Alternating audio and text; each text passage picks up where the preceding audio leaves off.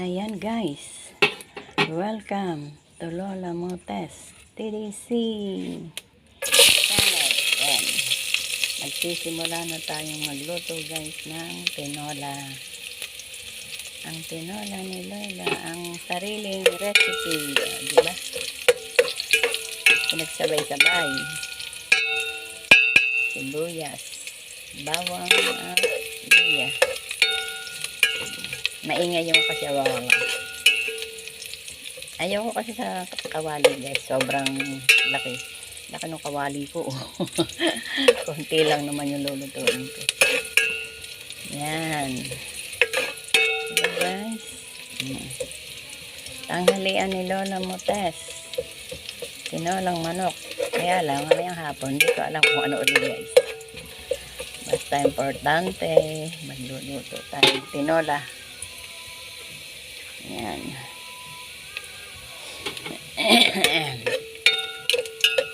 Yan. Pwede. Lagyan natin ang chicken.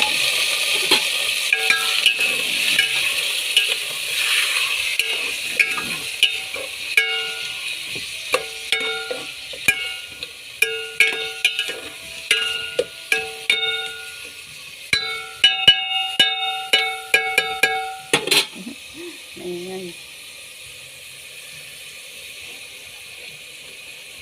Lagyan natin guys ng paminta. Ayan.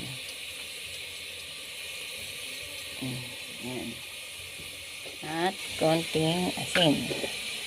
Tapos mamaya na natin titimplahin guys. Pagkaluto na.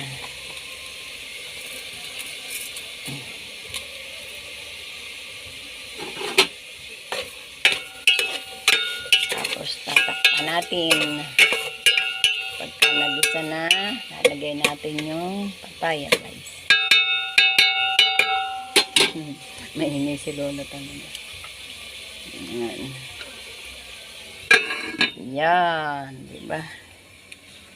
Sarap. Ulam ni Lola. Tinola. Tanghalian. Nagang maglola, ano bang oras na guys? 10:36 kasi agad dumadating yung anak ko. Bago alas 12, andito na yun. Nakakaawa naman pagka dumating walang luto. Galing sa trabaho.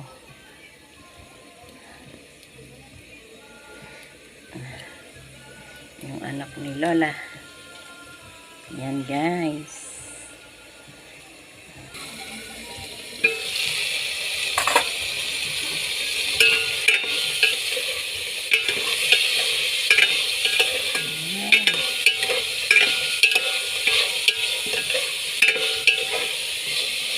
Konti pa guys. Hayaan mo lang maprito. Maprito-prito para masarap. Pa. Yan. Lagyan na natin ang papaya guys. Napiprito na siya. Yan. Lagyan natin ang papayang matamis. Matamis na papaya guys.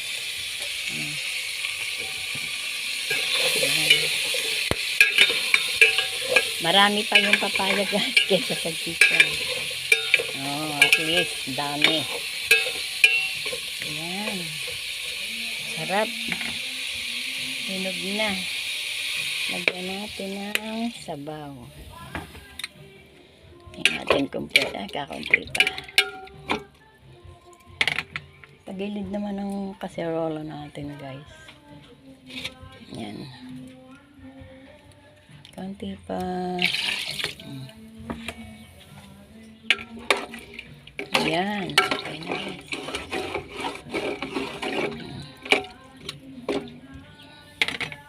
Takpan natin.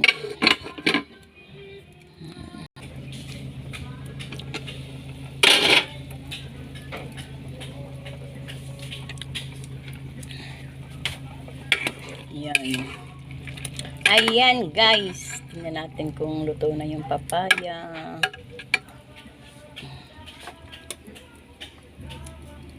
Hindi pa. Konti pa guys. Konti pa. Hanggat matigas pa yung papaya guys. Pagka malambot na saka natin ilalagay yung talbos. Talbos ng sili. Ito guys. Oh. Talbos ng sili. Lalagay natin mamaya. Palalambutin pa natin ng konti pa. Konti pa ang palambot. Kita nyo yan? Gatong ni Lola. Oh. Yan. Nagtitipid si Lola kasi mahal ang gatong. Alam niyo yung gatong? Yung gasol. Kaya tama na muna tayo dyan. Total, umiinit naman kung minsan. Nakakakuha si Lola ng panggatong sa labas. Yung aking in-stock na kahoy guys, ang dami. Naubos na. Yan guys, oh. Yan, oh, wala na. Puno yan guys. Oh, may 2 buwan na kaming walang gatong. Tipid. Okay lang yan. Ang mahal ng kuryente. Ang mahal ng gatong. Tapos plus bigas pa. Eh, isa yung aking anak na kumakayod. Ilang kaming nakain? 4. Merong ina nga yung 2 bata. Kaya lang sa pag-aaral, kulang pa. Kaya medyo isip-isip. Isip-isip guys. Maganda na may gatong ang kahoy guys. Tingnan nyo. Basta ano lang. Huwag nyo lang pababayaan ng mamatay. Dire-diretso lang yan. Diba guys? So, si Lola sanay sa gagayaan. Sapol bata pa si Lola. Nangangahoy na. Hanggang sa ngayon, nangangahoy pa rin. Kumbaga, nagagalit yung aking mga anak kasi ayaw pa daw akong tumigil. Ay, yung gagawin ko, matutulog lang. Hindi naman ari yun guys. Hanggat may nakakakita ka ng pwede mong itulong, tutulong. Hindi aring tutulog ka na lang. Lalo kang magkakasakit nun. Diba guys? Lalo kang magkakasakit.